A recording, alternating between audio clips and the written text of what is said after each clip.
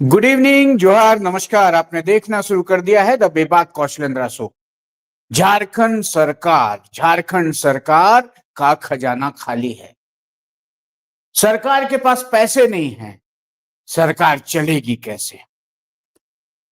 चौंकिए मत, ये खुलासा मैं नहीं कर रहा हूं। रांची के, झारखंड के एक मानिंद पत्रकार हैं रजत कुमार गुप्ता।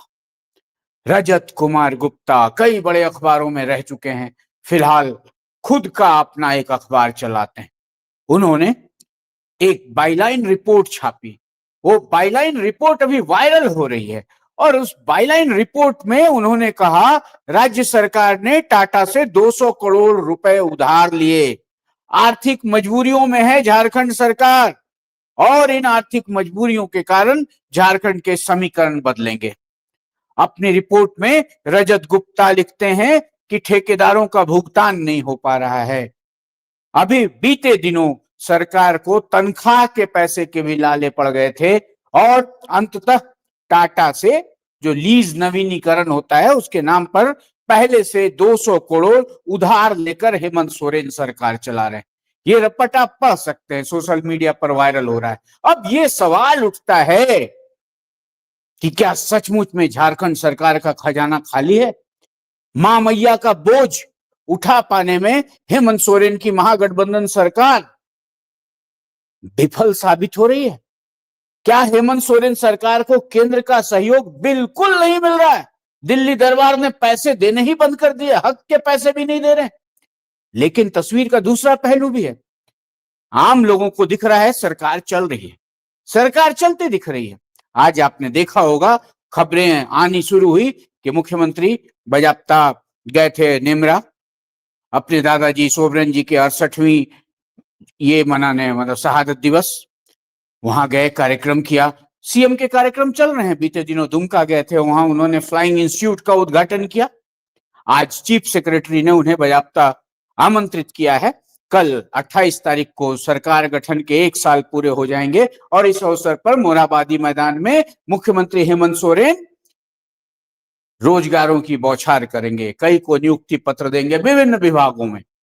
जब सारी चीजें हो ही रही हैं तो टाटा से उधार लेने वाली बात कहां से आई? क्या सरकार का खजाना इतना खाली हो गया है कि तनख्वाह देने के लिए सरकार को उधार लेना पड़ रहा है? क्या उधार में चल रही है हेमंत की सरकार? अब इसी को लेकर थोड़े दिनों पहले हमने आपसे बात की थी एजेंडा जर्नलिज्म की, कि एक एजेंडा सेट हो रहा है कि 56 विधायकों के बावजूद हेमंत सोरेन ये सरकार की गाड़ी हाँक नहीं पाएंगे। घाटशिला उपचुनाव में पूरी ताकत झोंक दी एनडीए ने। बावजूद इसके घाटशिला में रिकॉर्ड मतों से हेमंत सोरेन के उम्मीदवार सोमेश चंद्र सोरेन जीतकर आ गए। फिर 56 हो गया। बिहार चुनाव में जब राजद की किरकिरी हो गई, जिस राजद पर झामुमो ने आरोप लगाया कि हमारे साथ राजनीतिक धूर्तता हुई है, उसका हिसाब किताब होगा। हिसाब किताब तो फिलहाल अभी हुआ नहीं। मंत्री जी दुबई गए, घूम कर आए। मंत्री जी ने अपने बेटे को कहलगांव से चुनाव लड़ाया, बेटा हार भी गया। उसके बाद मंत्री जी के 2 जगह से वोट डालने की तस्वीरें भी वायरल होने लगी। बावजूद इसके मामला यथावत है। लेकिन रजत गुप्ता जैसे मानिंद पत्रकार ने पूरे सूबे की सियासत में अचानक खलबली मचा दी, क्योंकि बाइलाइन जो स्टोरी रजत गुप्ता ने लिखी है, उस स्टोरी को आप पढ़ेंगे तो चौंक जाएंगे। वो सीधा लिखते हैं कि टाटा से लीज नवीनीकरण के एवज में 200 करोड़ का उधार लिया गया है और उधार लेकर सरकार ने तनख्वाह दी।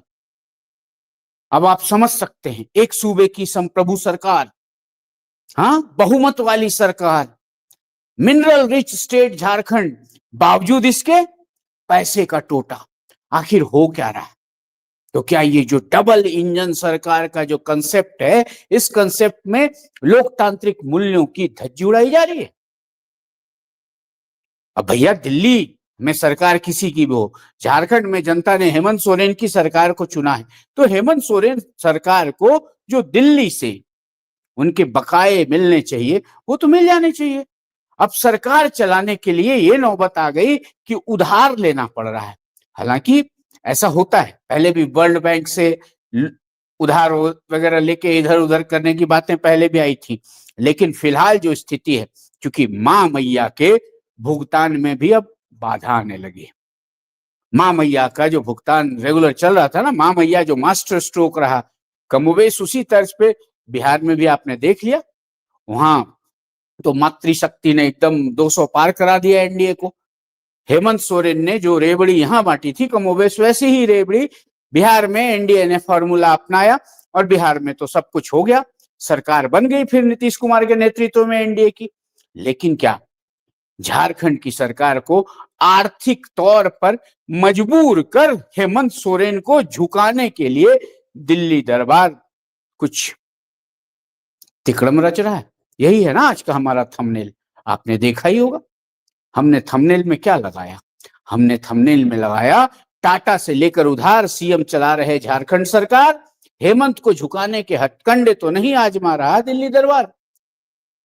हेमंत सोरेन एक दफा भाजपा के साथ सरकार बना चुके हैं, वो पुराना दौर था। उस वक्त झामुमो की ये स्थिति नहीं थी, गठबंधनों का दौर था और बहुत सारे प्रयोग होते रहते थे। लेकिन जब से 2019 में हेमंत सोरेन की ताजपोशी हुई है, उसके बाद धीरे धीरे धीरे झामुमो की ताकत बढ़ती गई। और निश्चित रूप ये कहने में कहीं से मुझे कोई गुरेज नहीं है कि झारखंड में आज राजद हो या कांग्रेस हो, वो झामुमो के छत्र छाया में राजनीति कर रहे हैं। अब हेमंत सोरेन के साथ जो लामबंद वोट बैंक है जिसकी मैं बात करता हूं, एसटी रिजर्व सीट है, एकमात्र सीट छोड़ दें चंपई सोरेन की, तो बाकी जितनी की जितनी सीटें हैं, टोटल 27 सीटें, सब हेमंत सोरेन के महागठबंधन के पास। अगर हेमंत सोरेन इस सियासत में ये कहते हैं कि हमारी गिनती 27 से शुरू होती है, तो गलत नहीं। पहले जो झामुमो सिर्फ संताल की पार्टी कही जाती थी, थोड़ा बहुत प्रभाव उत्तरी छोटा नागपुर में कुर्मियों के बीच में था, वो झामुमो अभी पैन झारखंड अपनी पैठ बना चुका है। और झामुमो के उम्मीदवार मुंडा बहुल क्षेत्रों से भी जीत कर आए, उरांव बहुल क्षेत्रों से जीत कर भी आए, ओबीसी क्षेत्रों से भी जीत कर आए। और ये जो समावेशी सरकार बनी है, इस सरकार ने सारे समीकरण यहाँ के ध्वस्त कर दिए। अब ऐसे में जब मैं ये बातें करता हूं कि हेमंत सोरेन नवीन पटनायक की राह पर अग्रसर हैं, तो बड़ी प्रतिक्रियाएं होती है कि मैं सरकार की भाट वंदना कर रहा हूं, चारण वंदना कर रहा हूं। लेकिन सच्चाई तो यही है ना, अकेले बूते झामुमो के जो आंकड़े हैं, उनके सहयोगियों के जो आंकड़े हैं, कुल मिलाकर महागठबंधन का जो आंकड़ा है, लोकतांत्रिक व्यवस्था में प्रचंड बहुमत की सरकार तो है ही। 81 सदस्यीय विधानसभा में 56 विधायकों के मुखिया हैं हेमंत सोरेन। बावजूद इसके सरकार चलाने में दिक्कत कहां रही है? अब रजत गुप्ता की इस खबर से खलबली क्यों मची? अब खलबली इसलिए मच रही है कि एक और जहां नेता प्रतिपक्ष बाबूलाल मरांडी धनबाद का दौरा कर लगातार प्रेस कॉन्फ्रेंस कर रहे हैं, ये देखिए फलाना एसपी, फलाना डीएसपी, फलाना सिंह, फलाना साहू, फलाना ये मुख्यमंत्री के लोग अवैध कोयले के कारोबार में जुटे हैं। बाबूलाल मरांडी जो आरोप लगा रहे हैं, उनका खंडन विनोद पांडे हो, सुप्रियो भट्टाचार्य हो, जमकर कर रहे हैं कि बाबूलाल मरांडी बेमतलब का विलाप कर रहे हैं, क्योंकि जनता ने तो नकार दिया है एनडीए को, उनके नेतृत्व को नकार दिया है, फिर इस तरह का विलाप क्यों कर रहे हैं? ये सिर्फ सरकार को बदनाम करने की साजिश है। सरकार अपने ढंग से चल रही है, लेकिन ये एक होता ना गंभीर पत्रकार द्वारा उठाया गया मुद्दा जो वायरल हो रहा है, रजत कुमार गुप्ता वायरल हो रहे हैं। क्यों वायरल हो रहे हैं? क्यों? झारखंड सरकार को टाटा से उधार लेकर अपने कर्मचारियों का भुगतान करना पड़ रहा है। ये बड़ी विडंबना वाली स्थिति है। अब अगर ऐसी स्थिति है तो निश्चित रूपेण जो पॉलिटिकल कैनवास है उसमें कुछ बदलाव की चर्चा तो होगी ही। इसको एजेंडा जर्नलिज्म से नहीं जोड़ सकते। सरकार चलानी है तो धन चाहिए, धन नहीं होगा तो सरकार चलेगी कैसे? अब रह गया दिल्ली दरबार हेमंत सोरेन पर सीधा दबाव बनाकर हेमंत सोरेन को अपने साथ सरेंडर करने के मोड में है, या फिर कोई और साजिश चल रही है।